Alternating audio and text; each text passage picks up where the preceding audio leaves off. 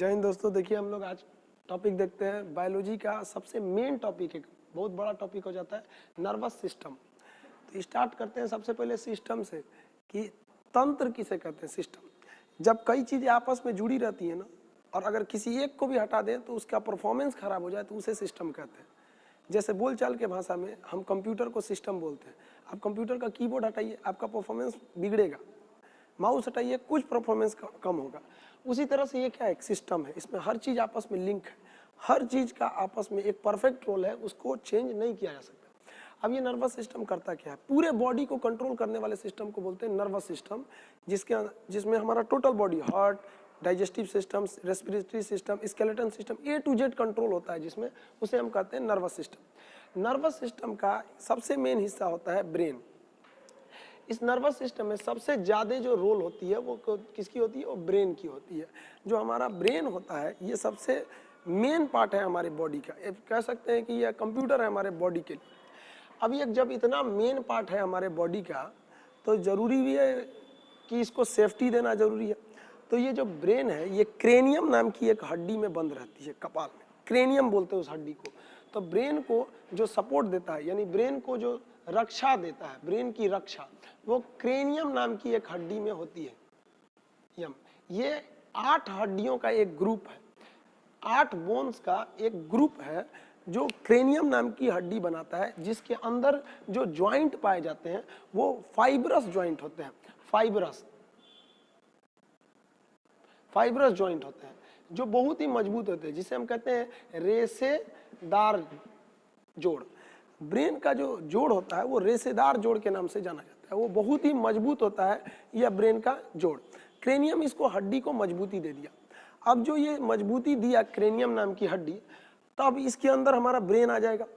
तो ब्रेन को एक पतली झिल्ली भी सपोर्ट देती है ताकि ब्रेन उस हड्डी से डायरेक्ट टच ना कर जाए, क्योंकि डायरेक्ट टच करेगा तो फिर ब्रेन में इन्फेक्शन हो सकता है। तो वो एक पतली झिल्ली होती है जो ब्रेन को रोक के रखती है। उस झिल्ली को बोलते हैं मेनिनजॉइट। मेनिनजॉइट। अब ये प्लास्टिक के समान होती है। हमारा ये बाल हो गया, बाल के अंदर ये हड्डी हो गई क्रेनियम, ये तो चमड़ा हो गया, इसके अंदर क्रेनियम। क्रेनियम के अंदर अब मेनिनजॉइट नाम की एक थैली होगी। उस थैली में हमारा ब्रेन होगा, जिसका वजन होता है 1350 ग्राम से लेकर 1400 ग्राम के बीच में इसका वजन होता है। अब कभी हमको चोट लगा तो वो क्रेनियम उस चोट को बर्दाश्त कर लेता है। बट कभी कभी क्या होता है, चोट ज़्यादा लगा तो क्रेनियम को पार करके वो पहुंच जाता है अंदर। अब वहाँ फिर एक ब्रेन को सेफ्टी देने के लिए एक झिल्ली है जिसे बोलते हैं मेनिनजॉइट। अगर मेनिनजॉइट डिस्टर्ब हो गया, उसको अगर क्षति पहुंच गई, तो फिर आपको एक बीमारी होगी जिसे बोलते हैं मेनिनजाइटिस नाम की बीमारी, जो आप डिजीज नाम के चैप्टर में पढ़ेंगे, ब्रेन नाम के चैप्टर में नहीं। उसके बारे में हम ज़्यादा फोकस डिजीज नाम के चैप्टर में करेंगे। तो ये हो गया आपका मेनिनजॉइट नाम का चैप्टर। अब हम मेनिनजॉइट नाम का चैप्टर नहीं, मेनिनजॉइट नाम की झिल्ली एक पतली परत हो गई। अब आगे देखते हैं हम इसको, मेनिनजॉइट की बात करें। अब देखते हैं ब्रेन बना किस चीज का होता है। तो ब्रेन जो बना होता है तंत्रिका कोशिका का, तंत्रिका कोशिका का बना होता है। कोशिका, इस कोशिका को हम न्यूरॉन सेल कहते हैं, न्यूरॉन कोशिका भी कहते हैं। ब्रेन बना होता है हमारे तंत्रिका कोशिका या न्यूरॉन कोशिका। ये शरीर की सबसे बड़ी कोशिका होती है, हमारे बॉडी की सबसे बड़ी कोशिका है। इस कोशिका की एक खराबी क्या है, इसमें कोई भी सेल डिवीजन यानी पुनर्निर्माण यानी कोशिका विभाजन नहीं हो सकता है। इसका मतलब ये हुआ कि अगर हमारा ब्रेन जो है वो बना है तंत्रिका कोशिका यानी न्यूरॉन सेल का, और उसमें कोई भी रिकंस्ट्रक्शन का काम नहीं हो सकता। इसका मतलब अगर ब्रेन पे चोट लगा तो फिर वो ठीक नहीं होगा। इसीलिए पुलिस कहती है कि शरीर का कोई अंग सेफ्टी रहे ना रहे, बाइक चलाओ तो बाबू हेलमेट जरूर पहन, क्योंकि इसके ये बना हुआ है न्यूरॉन सेल का। और न्यूरॉन सेल के अंदर सेंट्रोसोम नहीं पाया जाता है, और ये सेंट्रोसोम ही होता है जो रिकंस्ट्रक्शन करके हमारे शरीर को फिर से ठीक कर देता है। ब्रेन में सेंट्रोसोम नहीं होता है, जिस वजह से ब्रेन के अंदर कोशिका विभाजन नहीं होती है। इस वजह से ब्रेन में अगर चोट लगी तो ज़्यादा संभावना, बचने की संभावना लगभग ना के बराबर हो जाती है। Neuron cell. अब एक चीज़ और हम जानते हैं कि सेंट्रोसोम अगर सेल डिवीजन यानी कोशिका विभाजन बहुत ज़्यादा कर देता है तो उसी को हम कैंसर कहते हैं। ये सेंट्रोसोम हमारे ब्रेन में होता ही नहीं है। इसका मतलब ब्रेन में कोई भी कोशिका विभाजन, सेल डिवीजन होती नहीं है। और जब सेल डिवीजन नहीं होती है तो बहुत ज़्यादा सेल डिवीजन की बात ही नहीं आती है। तो फिर कैंसर कैसे होगा? बावजूद इसके ब्रेन में कैंसर हो जाता है। एक जगह हम बोल रहे हैं कि ब्रेन बना है तंत्रिका कोशिका का, जिसे कहते हैं न्यूरॉन सेल, जिसमें कोई भी कोशिका विभाजन नहीं होता है क्योंकि उसमें सेंट्रोसोम नहीं होता है। फिर कैंसर क्यों हो जाता है? तो इसका प्रॉब्लम क्या है समझिए। ब्रेन का 90% भाग जो होता है वो न्यूरॉन सेल का बना होता है, यानी तंत्रिका सेल का, जिसमें सेंट्रोसोम नहीं होता है और जिसमें कोशिका विभाजन नहीं होती है, और वो कैंसर नहीं हो सकता है। लेकिन ब्रेन का कुछ भाग, लगभग 10% भाग न्यूरॉन गिलियल सेल का बना होता है। वो न्यूरॉन गिलियल सेल में सेंट्रोसोम पाए जाते हैं और वो सेंट्रोसोम की वजह से कोशिका विभाजन हो जाती है, और वो जब कंट्रोल के बाहर होता है तो ब्रेन में कैंसर हो जाता है। ब्रेन कैंसर का पहला स्टेज ट्यूमर कहा जाता है। बट ब्रेन इतना नाजुक होता है कि वो ट्यूमर में ही व्यक्ति की जान ले लेता है, ब्रेन कैंसर होने की नौबत ही नहीं आने देता है। स्टार्टिंग स्टेज में ही ब्रेन ट्यूमर में जान ले लेता है। तो सबसे बड़ी कोशिका हो गई न्यूरॉन सेल, यानी तंत्रिका कोशिका। आप फिगर देख सकते हैं न्यूरॉन सेल का ऐसे। न्यूरॉन सेल की जो लंबाई होती है उसे हम कहते हैं साइनेप्स। न्यूरॉन सेल की लंबाई को हम कहते हैं साइनेप्स। ये न्यूरॉन सेल की लंबाई होगी। बट अगर आप न्यूरॉन सेल का लास्ट हिस्सा देखेंगे तो उसका जो सिरा होता है, जहां वो जुड़ा होता है, उसे हम कहते हैं एक्सॉन। एक्सॉन के नाम से जानते हैं, वो जो साइड में होता है। अब ब्रेन में एक एक्सॉन दूसरे एक्सॉन से जुड़ा नहीं रहता है, डायरेक्टली अटैच में नहीं रहता है, वो हल्का गैप बना के रखता है दोनों के बीच में। अब ये हल्का गैप है, अब ब्रेन में सिग्नल जाएगा कैसे? जब दो न्यूरॉन के बीच में, अगर आप फिगर देख रहे हैं तो न्यूरॉन का लास्ट एरिया जो होता है उसको हम कहते हैं एक्सॉन। अब एक एक्सॉन दूसरे एक्सॉन से करेक्ट डायरेक्टली अटैच में नहीं है, हल्का बीच में खाली जगह है। अब कोई मैसेज जाएगा कैसे उस खाली जगह में? तो उस मैसेज को ले जाता है सोडियम, Na जिसका नाम होता है सोडियम। सोडियम अगर हमारे बॉडी में कम हो गया तो बॉडी में सिग्नल नहीं जाएगा। अब कभी कभी जब हमें गर्मी लगती है तो पसीना बहुत ज़्यादा आता है। पसीना ज़्यादा आने की वजह से पसीना के साथ साथ हमारे बॉडी का सोडियम भी निकल जाता है। अब जब सोडियम निकल गया तो ब्रेन के अंदर जो सोडियम था, जो सिग्नल ले जा रहा था, उसी की में सोडियम ही कम हो गया, तो हमारा ब्रेन अच्छा से काम नहीं करता है। और अगर ज़्यादा सोडियम निकल गया तो फिर चक्कर आने लगेगा, आदमी बेहोश होकर गिर भी सकता है। तो उसको डबल प्रॉब्लम हो गया, उसको ताकत भी चाहिए और फिर सोडियम भी चाहिए।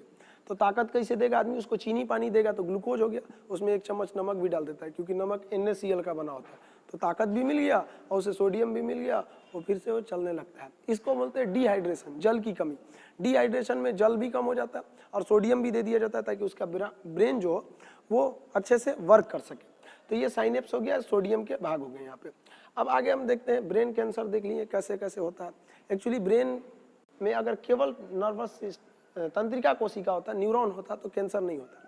ब्रेन में कोई भी सेल डिवीजन नहीं हो सकती, वो पुनर्निर्माण नहीं कर सकता है। सबसे ज्यादा पुनर्निर्माण हमारा लीवर कर सकता है। लीवर को हम हिंदी में यकृत कहते हैं, उर्दू में हम इसे जिगर कहते हैं। अगर कोई लीवर में चाकू भी मार दे, निकाल देंगे, वो आराम से अपने खुद से ही वो अपने कोशिकाओं को स्वतः ठीक कर सकता है क्योंकि उसमें रीजनरेशन, रिकंस्ट्रक्शन की सबसे ज्यादा पावर होती है। अब हम आते हैं मेन टॉपिक ब्रेन पर। पार्ट्स ऑफ ब्रेन, जिससे हमेशा क्वेश्चन अक्सर पूछा करते हैं, पार्ट्स ऑफ ब्रेन, ब्रेन के कितने पार्ट्स होते हैं? चलिए देखते हैं।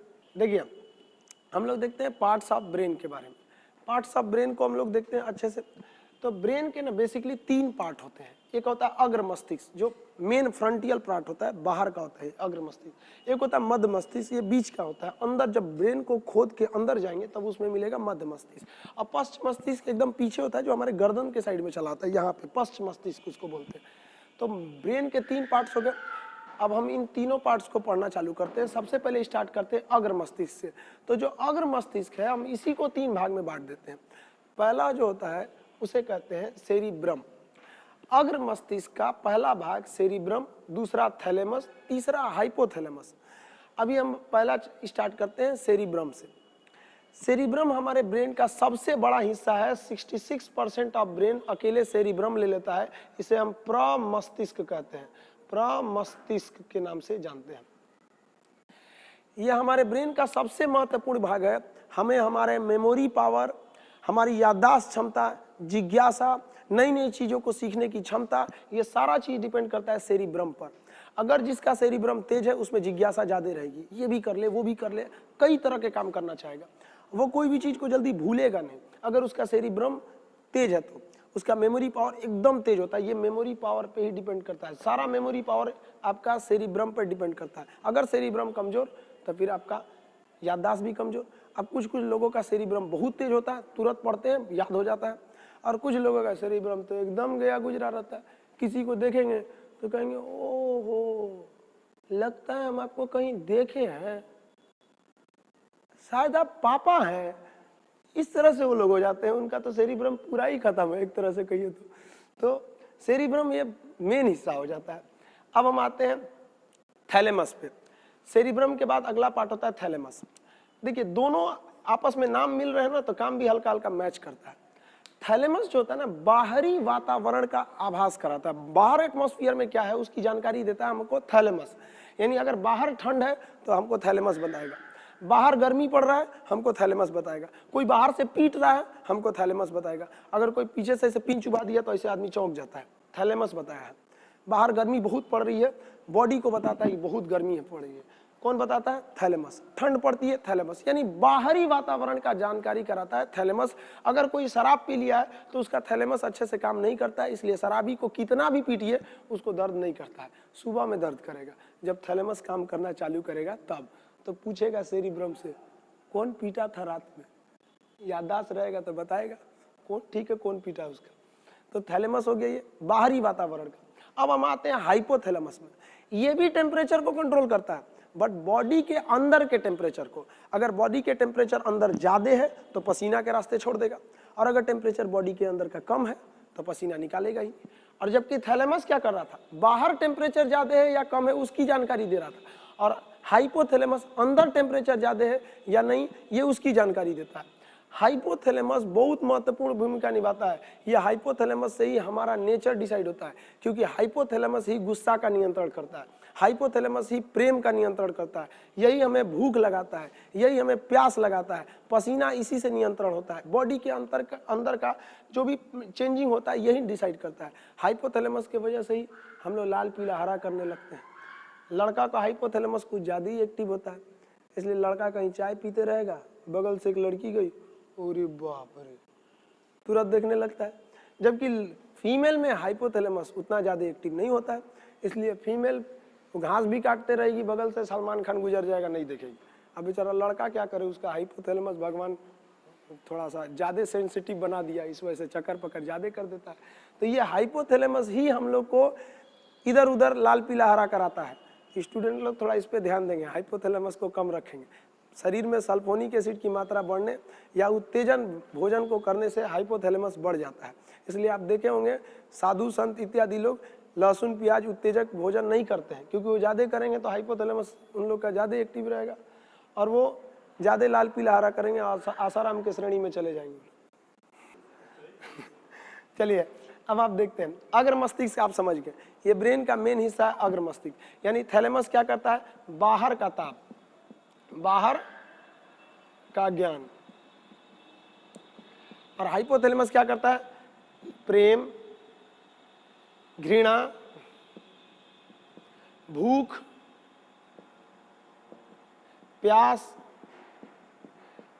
लव, घृणा, भूख, प्यास, पसीना, ये सारे चीज का नियंत्रण करता है हमारा हाइपोथैलेमस। ये हाइपोथैलेमस बहुत ज्यादा जरूरी होता है हमारे पार्ट का। अब हम आते हैं मध्य मस्तिष्क पे। मध्य मस्तिष्क के केवल दो ही भाग होते हैं। मध्य मस्तिष्क कहेंगे, ये होता है कार्पोरा। कार्पोरा क्या करता है, जो हम देखते हैं और जो हम सुनते हैं उसको ब्रेन तक ले जाता है, कि वो ले जाता है सेरिब्रम के पास। अगर हम किसी को देखेंगे तो आंख उसको देखेगा फोटो, और वो किसको देगा, कार्पोरा को। कार्पोरा सेरिब्रम को देखेगा, कहेगा देखो तो कौन है, ओहो ये तो मेरी वाली है, तुरंत आदमी बता देता है, ओहो ऐसा बात है। जब सुनने के बाद तुरंत वो बता देता है कि ये कौन सा बात बोलना चाहता है। तो कार्पोरा जो होता है वो देखने और सुनने का काम करता है, उस सिग्नल को वो पहुंचाता है ब्रेन तक में। तो ये कार्पोरा बहुत जरूरी है। बुढ़ापा में कार्पोरा उतना अच्छा से काम नहीं करता है, बुढ़ापा में तो कोई भी चीज अच्छा से काम नहीं करता है। अब अगला देखते हैं सेरिब्रम, सेरिब्रल या पेंडिकल। सेरिब्रल या पेंडिकल क्या होता है, देखिए हमारा जो ब्रेन होता है हर चीज का एक असिस्टेंट चाहिए होता है। जैसे आप जानते होंगे प्रधानमंत्री हैं, अकेले काम नहीं करते, उनके लिए एक बहुत बड़ा मंत्रियों की फौज होती है, कैबिनेट मंत्री होते हैं। कभी कभी तो हमारे यहाँ पे उप प्रधानमंत्री भी बना दिए जाते हैं, जो संविधान में चर्चा नहीं है। अब तक 7 उप प्रधानमंत्री बन चुके हैं, लेकिन नरेंद्र मोदी को उप प्रधानमंत्री की जरूरत क्या है, उनको नहीं फील हुआ, इसलिए उन्होंने नहीं बनाया। तो सेरिब्रल क्या करता है पेंडिकल, कि हमारा जो ब्रेन है उस ब्रेन का एक असिस्टेंट है जिसका नाम है स्पाइनल कॉर्ड, जो हमारे ब्रेन के नीचे से गया रहता है और पूरे पीठ तक आया रहता है, रीढ़ की हड्डी के बीचों बीच, उसको कहते हैं स्पाइनल कॉर्ड। यानी ब्रेन और स्पाइनल कॉर्ड में आपसी संबंध बनाने का काम करता है कि देखो ब्रेन बिजी है, स्पाइनल कॉर्ड को कहता है तुम रेडी रहना, ब्रेन क्या है, बिजी है, कभी भी वो बिजी हो सकता है, तो तुम बॉडी को कंट्रोल कर लेना। तो ये सेरिब्रल पेंडिकल भी बहुत जरूरी है। तो हम समझे यहाँ पे अग्र मस्तिष्क देखें, मध्य मस्तिष्क देखें, मध्य मस्तिष्क का कार्पोरा पेंडिकल देखने और सुनने का काम करता है। यानी हम यहाँ लिख सकते हैं आई एंड ईयर, यानी देखने और सुनने का काम करता है। और ये क्या काम करता है सेरिब्रम, ये करता है कनेक्ट कर देता है, किससे, connect to spinal cord, connect to spinal cord, ये इसका मेन काम हो गया। अब हम देखते हैं पश्च मस्तिष्क, ये सबसे पीछे का हिस्सा होता है जो गर्दन के पास हो जाता है। ये थोड़ा सा कमजोर हिस्सा होता है, क्योंकि हमारा अगर ब्रेन देखेंगे तो आगे जो होता है ये क्रेनियम हड्डी होती है जिसमें 8 होती है, जबकि पीछे का भाग अगर आप खुद से अपना बॉडी ब्रेन को टच करेंगे तो ये जहाँ बाल है पीछे, यहाँ पर आपको मांस दिखेगा, वहाँ पे हड्डी नहीं है, वहाँ एक बहुत बड़ा होल है, वो शरीर का सबसे बड़ा होल होता है जिसको फोरामेन मैग्नम कहते हैं। अगर यहाँ किसी को जोर से मार दीजिए तो उसको दिमाग काम नहीं करता है, अगर ज़्यादा जोर से लग गया तो मौत भी हो सकती है उसकी। इसलिए कभी भी ब्रेन पर नहीं मारना चाहिए और खास करके पीछे के हिस्सा पे नहीं मारना चाहिए, वो पश्च मस्तिष्क पर सेफ्टी नहीं पहुँच पाता है। पश्च मस्तिष्क को 2 भाग में बांटते हैं, सेरिबेलम, ये क्या करता है, सेरिबेलम हमारे बॉडी को बैलेंस बनाने का टोटली काम सेरिबेलम का होता है। जितना हमारे बॉडी में बैलेंस बनता है वो सेरिबेलम के वजह से बनता है। बैलेंस, हम चल रहे हैं, आराम से चल रहे हैं, सेरिबेलम की वजह से, क्योंकि हमारा सेरिबेलम हैबिचुएटेड हो गया हमारे बॉडी का बैलेंस बनाते वक्त। लेकिन अगर कोई 1 साल का बच्चा है, 1.5 साल का बच्चा है, उसका सेरिबेलम अभी एक्टिव नहीं है तो बैलेंस बना के चलता है, आराम आराम से चलता है। अभी हम ही को कोई कह देगा कि रस्सी पे चलो तो हमारा सेरिबेलम कहेगा कि पगला है क्या, आज तक कभी चलाया नहीं, लेके चलता है रस्सी पे चलो, सर्कस में नहीं चल सकता है, लेकिन सर्कस में चल लेते हैं। सर्कस में आदमी छोड़ो, गाय भैंस चढ़ा देते हैं सूस, उन लोग का भी सेरिबेलम ठीक कर देते हैं सूस। तो प्रैक्टिस पर डिपेंड करता है। जिस दिन सेरिबेलम को पता चल गया कि कैसे बैलेंस बनाना है, वो बैलेंस बना लेगा। शराब जब पीते हैं तो सेरिबेलम काम करना छोड़ देता है, इसलिए शराब वाला गजब अपने आप में चलता है, वो अपने आप को सबसे बड़ा पावरफुल इंसान समझता है। तो सेरिबेलम बैलेंस बनाने का काम कर दिया। अब लास्ट होता है मेडुला ऑब्लोंगाटा। मेडुला ऑब्लोंगाटा का काम क्या होता है, यानी ये तो बैलेंस बना दिया। मेडुला ऑब्लोंगाटा ये हमारे बॉडी में एक मेटाबॉलिक चीजों को, सारे मेटाबॉलिक चीज को कंट्रोल करता है। अब ये मेटाबॉलिक क्या होता है, metabolic is a function by which reaction takes place. ये मेटाबॉलिक रिएक्शन हमारे शरीर में होते हैं। 2 तरह के मेटाबॉलिक होते हैं, एक होता है कैटाबॉलिक, एक होता है एनाबॉलिक। अगर कोई चीज बन रही है तो उसे कहते हैं एनाबॉलिक, जैसे कार्बोहाइड्रेट 38 एटीपी को मिला के एक ग्लूकोज बन दिया, वो हो गया एनाबॉलिक। जैसे प्रोटीन 20 एमिनो एसिड को मिलाकर एक प्रोटीन बन गया, वो हो गया हमारा एनाबॉलिक।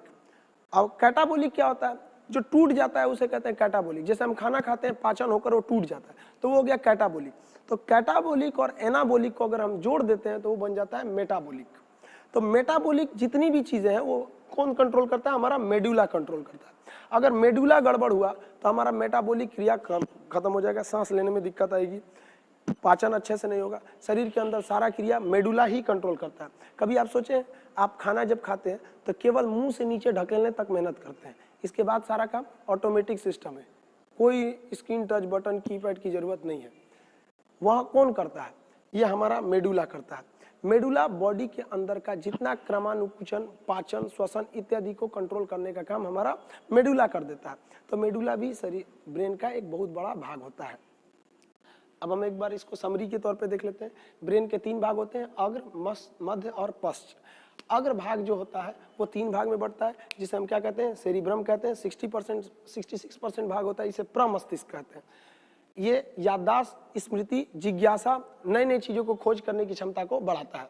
थैलेमस बाहरी चोट, बाहरी गर्मी, बाहरी सर्दी का ज्ञान कराता है। हाइपोथैलेमस अंदर की गर्मी, पसीना, तापमान, घृणा, प्यार, भूख, प्यास इत्यादि को कंट्रोल करता है। मध्य मस्तिष्क का कार्पोरा सुनने और देखने का काम कर देता है, और ये cerebral connect to spinal cord, spinal cord से जोड़ देता है। और ये लास्ट वाला हिस्सा होता है, इसे क्या कहते हैं हम लोग, पश्चिम मस्तिष्क का पहला हिस्सा सेरिबेलम, ये बैलेंस बना देता है। ये दूसरा सबसे बड़ा भाग होता है। ब्रेन का सबसे बड़ा भाग तो हो गया आपका सेरिब्रम, और सेरिबेलम जो होता है ना, वो दूसरा सबसे बड़ा भाग होता है। अब ये मेडुला बॉडी के अंदर पाचन इत्यादि को कंट्रोल कर लेता है। ये हो गया हमारा ब्रेन। अब देखते हैं ब्रेन के बाद स्पाइनल कॉर्ड। ब्रेन से 12 जोड़ी नस निकली रहती हैं, 12 जोड़ी तंत्रिका। तंत्रिका मतलब क्या होता है? नर्व्स, नसें निकली रहती हैं, 12 जोड़ी तंत्रिका, तंत्रिका निकल गई है 12 जोड़ी। ये हो गया हमारा ब्रेन। अब हम बात करते हैं सेकंड ब्रेन की। सेकंड ब्रेन हम किसे कहते हैं? स्पाइनल कॉर्ड को। हमारे शरीर का पिछला जो स्पाइनल कॉर्ड है इसे हम क्या कहते हैं? Second brain. अब बात करते हैं सेकंड ब्रेन। ये ब्रेन से ही निकला होता है और पिछला हिस्सा होता है, नीचे तक आ जाता है रीढ़ की हड्डियों के बीच से। आप फिगर में उसको देख सकते हैं, सेकंड ब्रेन यानी स्पाइनल कॉर्ड को। चलिए देखते हैं अब स्पाइनल कॉर्ड के बारे में। स्पाइनल कॉर्ड को हिंदी में हम बोलते हैं मेरू रज्जु। ये ब्रेन का सेकंड भाग होता है, इसलिए इसको ब्रेन सेकंड ब्रेन कहते हैं, क्योंकि जब भी कभी ब्रेन बिजी रहता है तो सारी जिम्मेदारियां वो सेकंड ब्रेन यानी स्पाइनल कॉर्ड मेरू रज्जु को दे देता है। अब ये ब्रेन को तो सेफ्टी देने का काम कौन कर रहा था? क्रेनियम नामक हड्डी। अब ये स्पाइनल कॉर्ड भी सेकंड ब्रेन है, इसको भी तो सेफ्टी चाहिए। इसको सेफ्टी कौन देगा? तो रीढ़ की हड्डी। ये रीढ़ की हड्डी के बीचों बीच से गया रहता है और कमर तक आया रहता है, स्पाइनल कॉर्ड पे पूरे नीचे तक आया रहता है। इससे 31 जोड़ी नसें निकली रहती हैं, 31 जोड़ी नस तंत्रिका, 31 जोड़ी तंत्रिका निकली रहती है, 31 जोड़ी। जबकि ब्रेन से निकला रहता है 12 जोड़ी तंत्रिका। हमारा ब्रेन टोटल 12 जोड़ी तंत्रिकाओं से अपना सारा काम करता है और पूरे बॉडी को कंट्रोल करके रखता है। जबकि स्पाइनल कॉर्ड जो होता है वो 31 जोड़ी तंत्रिकाएं निकला रहा होता है, यानी इस साइड में 31 नस और इस साइड में 31 नस निकला रहता है। टोटल 31 जोड़ा नस निकला रहता है हमारे स्पाइनल कॉर्ड से, और ब्रेन से निकला रहता है 12 जोड़ा। मेन बॉडी को कंट्रोल करने का काम करता है ब्रेन। कभी कभी जो होता है ब्रेन बिजी होता है तो वो सारी जिम्मेदारी दे देता है स्पाइनल कॉर्ड को। स्पाइनल कॉर्ड करता है, नो डाउट हम एकदम बढ़िया से कर देंगे, लेकिन उसको आदत तो है नहीं करने का। अब कोई काम जो डेली कर रहा है वही अच्छे से करेगा, और जो कभी कभी करने आ रहा है वो उतने अच्छे से कैसे करेगा? पूरे बॉडी को कंट्रोल करने का काम ब्रेन करता है, और उसको पता है कैसे कंट्रोल करना है बॉडी को, हाथ को कैसे उठाना है, किसको क्या, एक नॉर्मल वे में उठाता है। लेकिन स्पाइनल कॉर्ड को क्या पता हो, तो कभी टेम्पररी में आया, स्टेपनी में, तो ब्रेन अगर लग गया कहीं पढ़ाई वगैरह पे लगा दिया तो सारा बॉडी पढ़ाई पे लग गया। ब्रेन कह रहा है स्पाइनल कॉर्ड को तुम संभालना, हम पढ़ रहे हैं, तो आदमी पढ़ते रहता है। स्पाइनल कॉर्ड एकदम रेडी रहता है अपने 31 जोड़े नसों के साथ, यानी टोटल 62 नस रेडी रहना है। स्पाइनल कॉर्ड, ब्रेन बिजी है, और अचानक हमारा कोई दोस्त पीछे से आके बोलता है, ए भाई, अरे चौंक जाते हैं, अरे क्या हो गया? क्यों? क्योंकि ब्रेन तो पढ़ रहा था। स्पाइनल कॉर्ड बेवकूफ 62 नसों के साथ, यानी 31 जोड़ा नसों के साथ हमेशा रेडी था। कोई बोला सबको जगा दिया, कहा देखो तो कौन बोल रहा है। तब ब्रेन कहता है बेवकूफ, ला हम संभालते हैं। तब वो देखता है कि भाई बताओ क्या हुआ था। तो ये अचानक कंट्रोल कर देता है कौन? Spinal cord. इस चीज को कहते हैं रिफ्लेक्स एक्शन। अचानक जो रिएक्शन होता है उसे कहते हैं reflex action. Total reflex action को कंट्रोल करने का काम जो करता है वो स्पाइनल कॉर्ड करता है, रिफ्लेक्स एक्शन। रिफ्लेक्स एक्शन, इसको हम कहते हैं अनुवर्ती क्रिया। रिफ्लेक्स एक्शन या अनुवर्ती क्रिया, जैसे पलक का झपकना स्पाइनल कॉर्ड देखता है, छींक का आना स्पाइनल कॉर्ड देखता है, खांसी आना स्पाइनल कॉर्ड देखना। जो भी अचानक होने वाली क्रियाएं होती हैं उन सबको देखने का काम करता है हमारा स्पाइनल कॉर्ड। इसलिए इसको हम लोग सेकंड ब्रेन के नाम से भी जानते हैं। तो ये हो गया हमारा स्पाइनल कॉर्ड। हम अचानक चौंक जाते हैं स्पाइनल कॉर्ड की वजह से। कभी कभी सोने में लोग चौंक जाते हैं, गाँव में लोग बोलते हैं चिहुक गया, तो वो किसके वजह से होता है? स्पाइनल कॉर्ड की वजह से होता है। इसे हम हिंदी में बोलते हैं मेरू रज्जु। तो ये हो गया हमारा ब्रेन और स्पाइनल कॉर्ड। ये मेन बॉडी को कंट्रोल किया ब्रेन, और सेकंड रूप से कंट्रोल किया स्पाइनल कॉर्ड। ये हम देख लिए स्पाइनल कॉर्ड। अब आगे समझते हैं। चलिए, हम लोग ब्रेन के बारे में देख लिए थे कि ब्रेन क्या करता है, स्पाइनल कॉर्ड के बारे में देख लिए थे, लेकिन शुरुआत में ही बताए थे आपको कि ब्रेन नर्वस सिस्टम यानी तंत्रिका तंत्र का एकमात्र हिस्सा है। अब हम लोग मेन टॉपिक देखते हैं, तंत्रिका तंत्र क्या होता है। तंत्रिका तंत्र 3 होती है। ये पूरे बॉडी को कंट्रोल करने वाली चीज को कहते हैं तंत्रिका तंत्र। इसके 3 भाग होते हैं, केंद्रीय तंत्रिका तंत्र यानी सेंट्रल नर्वस सिस्टम, परिधीय तंत्रिका तंत्र पेरिफेरल नर्वस सिस्टम, ये बाहर बाहर होती है, और स्वायत्त तंत्रिका तंत्र ऑटोनोमस नर्वस सिस्टम, ये पूरी तरह फ्री होती है, ये वर्क हमारे कंट्रोल में नहीं करती है। तो सबसे पहले देखते हैं केंद्रीय तंत्रिका तंत्र यानी सेंट्रल नर्वस सिस्टम क्या होता है। सेंट्रल नर्वस सिस्टम के अंतर्गत 2 चीजें आती हैं। पहला आता है ब्रेन, दूसरा आता है spinal cord. Spinal cord, brain हो गया और स्पाइनल कॉर्ड हो गया, ये तो हम समझ गए हैं। ब्रेन के बारे में बता दिए आपको और स्पाइनल कॉर्ड के बारे में बता दिए। इसका मतलब आप सेंट्रल नर्वस सिस्टम, तंत्रिका तंत्र, केंद्रीय तंत्रिका तंत्र समझ गए। जो तंत्रिका तंत्र यानी नर्वस सिस्टम का सबसे मेन पार्ट होता है केंद्रीय तंत्रिका तंत्र, और केंद्रीय तंत्रिका तंत्र का सबसे मेन पार्ट होता है ब्रेन। अब हम देखते हैं परिधीय तंत्रिका तंत्र, बाहर बाहर यानी पेरिफेरल तंत्रिका तंत्र क्या होती है। तो इसमें क्या होती है, जो ब्रेन से निकलने वाली 12 जोड़ी तंत्रिकाएं हैं, 12 जोड़ी तंत्रिका, और जो स्पाइनल कॉर्ड से निकलने वाला 31 जोड़ा जो तंत्रिका थी, तंत्रिका, उनको अगर हम मिला दें तो ये बन जाता है परिधीय तंत्रिका तंत्र। यानी अगर ब्रेन और स्पाइनल कॉर्ड लें तो वो केंद्रीय तंत्रिका तंत्र, ब्रेन से निकलने वाले 12 नसों को पकड़ ले और ये तंत्रिका तंत्र से निकलने वाले 31 नसों को ले ले, तो उन नसों के समूह को हम क्या कहते हैं, परिधीय तंत्रिका तंत्र, यानी वो बाहर बाहर से कंट्रोल करते हैं। अब हम बात करते हैं स्वायत्त तंत्रिका तंत्र। स्वायत्त तंत्रिका तंत्र ये क्या होता है, इसके बारे में पूरी तरह से इसका क्लियरिटी, इसका कहाँ से कनेक्शन है, वो उतना जल्द इजी नहीं होता है, बहुत ही कॉम्प्लिकेटेड होती है इसकी रचना। ये बनता कैसे है, तो देखिए ब्रेन से कितनी नसें निकलती हैं, 12, और इस 12 जोड़ी, सॉरी 12 नहीं, और स्पाइनल कॉर्ड से कितनी नसें निकलती हैं, 31। तो ब्रेन से निकलने वाली 12 नसों में से कुछ तंत्रिका को, टोटल नहीं, कुछ तंत्रिका को, और स्पाइनल कॉर्ड से भी निकलने वाली 31 जोड़ा तंत्रिका में से कुछ तंत्रिका को मिला दीजिएगा तो बन जाता है स्वायत्त तंत्रिका तंत्र। यानी तंत्रिका तंत्र को अगर आप डीपली अगर देख रहे होंगे तो आप देखेंगे तो मेन तंत्रिका तंत्र जो है वो सेंट्रल नर्वस सिस्टम ही है, क्योंकि तंत्रिका तंत्र यानी नर्वस सिस्टम का 3 हिस्सा हो, केंद्रीय, परिधीय और स्वायत्त। केंद्रीय में कौन चला गया, मेन ब्रेन चला गया और स्पाइनल कॉर्ड आ गया। परिधीय में ब्रेन से निकलने वाला नस आ गया और स्पाइनल कॉर्ड से निकलने वाला नस आ गया, यानी ब्रेन से निकलने वाला 12 जोड़ा और स्पाइनल कॉर्ड से निकलने वाला 31 जोड़ा, टोटल को शामिल कर दिए तो परिधीय हो गया। और परिधीय का ही छोटा रूप तो आप कह सकते हैं स्वायत्त कोशिका तंत्रिका तंत्र है, क्योंकि परिधीय में से 12 लिए थे, लेकिन 12 न लेके इसमें से कुछ ही शामिल करेंगे, ब्रेन से निकलने वाला 12, और स्पाइनल कॉर्ड में से 31 टोटल न लेके कुछ ही शामिल करेंगे, तो वो क्या हो जाएगा, स्वायत्त तंत्रिका तंत्र, यानी ऑटोनोमस नर्वस सिस्टम। अब हम देखिए, ये हमारे बॉडी को कंट्रोल करता है, ये अचानक होने वाली क्रिया को कंट्रोल कर लेता है क्योंकि 31 जोड़ा नस वगैरह है सब। अब ये स्वायत्त तंत्रिका तंत्र क्या करता है, ऑटोनोमस तंत्रिका तंत्र, ये 2 तरह की क्रियाओं को करता है, अनुकंपीय क्रिया और परानुकंपीय क्रिया। ये दोनों क्रियाएं कंट्रोल करता है हमारा स्वायत्त तंत्रिका तंत्र, जो बना होता है ब्रेन से निकलने वाली 12 तंत्रिकाओं में से कुछ तंत्रिका तथा स्पाइनल कॉर्ड से निकलने वाली 31 जोड़ा तंत्रिकाओं में से कुछ तंत्रिका का। ये 2 क्रिया करेगा, अनुकंपीय और परानुकंपीय। अनुकंपीय क्रिया और परानुकंपीय क्रिया क्या होती है, तो देखिए अनुकंपीय क्रिया क्या होती है, वैसी क्रिया जिसमें हमारा बॉडी अचानक डिसबैलेंस हो जाए, एबनॉर्मल कंडीशन चला आता है, तो उसे कहते हैं अनुकंपीय क्रिया। ये एबनॉर्मल कंडीशन कब आते हैं, तो देखिए कब आएंगे, कभी कभी हमारा मुंह सूख जाता है, रोंगटे खड़े हो जाते हैं, पसीना आने लगता है, लार ग्रंथियां सूख जाती है, मुंह एकदम सूख जाएगा, हार्ट बीट तेज हो जाता है, आंखें बड़ी हो जाती हैं, इस क्रिया को कहते हैं अनुकंपीय क्रिया। और जब ये ठीक होने लगता है तो उसे कहते हैं परानुकंपीय क्रिया।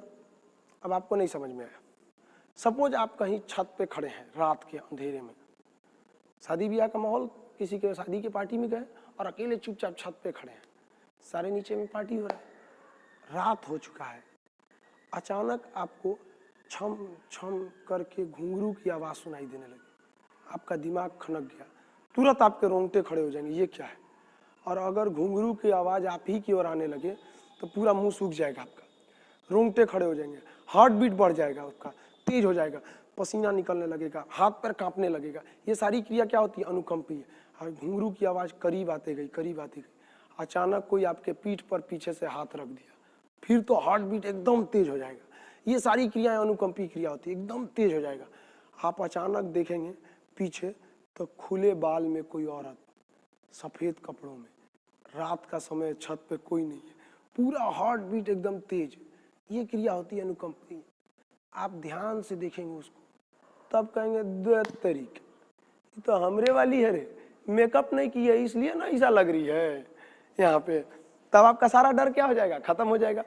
तो आप में जो जो अनुकंपीय क्रिया हुई थी वो स्वायत्त यानी ऑटोनोमस, जो फ्री है, अपने से उसको कह देगा परानुकंपीय। आपकी आंखें बड़ी हो गई थी, नॉर्मल हो जाएगा, रोंगटे खड़े हो गए थे, रोंगटे अपनी जगह पे नस चले जाएंगे, मुंह सूख गया था, वापस मुंह में लार बनना चालू हो जाएगा, हार्ट बीट नॉर्मल हो जाएगा, पसीने रुक जाएंगे, और अगर पेशाब उसाब कर दिए डर के मारे तो कहेंगे बाद में आते हैं हम यहाँ पे। तो वो सब क्रियाएं क्या होती हैं? अब परानुकंपी, यानी अगर डर के मारे कभी किसी डर जो हो जाता है, अचानक डर होता है, उसे कहते हैं अनुकंपी, और नॉर्मल हो जाता है तो उसे कहते हैं परानुकंपी। जैसे भीड़ भाड़ के माहौल में गए, अचानक हल्ला कोई कर दिया, सांप निकल गया, तो वो क्या होता है? अनुकंपी। फिर कहते हैं मजाक कर रहा था, तो होता है परानुकंपी। इसे ब्रेन नहीं कंट्रोल करता है, ना ही स्पाइनल कॉर्ड कंट्रोल करता है। ब्रेन से निकलने वाला 12 नस में से कुछ नस और 31 तंत्रिकाओं में से कुछ तंत्रिकाएं इसको कंट्रोल करती हैं। ये सारे सिस्टम को मिलाकर बनता है नर्वस सिस्टम। नर्वस सिस्टम का 3 हिस्सा हो गया। अब तीनों हिस्सा को अच्छे से समझ गए। उम्मीद करते हैं आप सब लोग ये नर्वस सिस्टम का टॉपिक समझ गए होंगे। फिर मिलते हैं हम नेक्स्ट वीडियो के साथ, तब तक के लिए जय हिंद।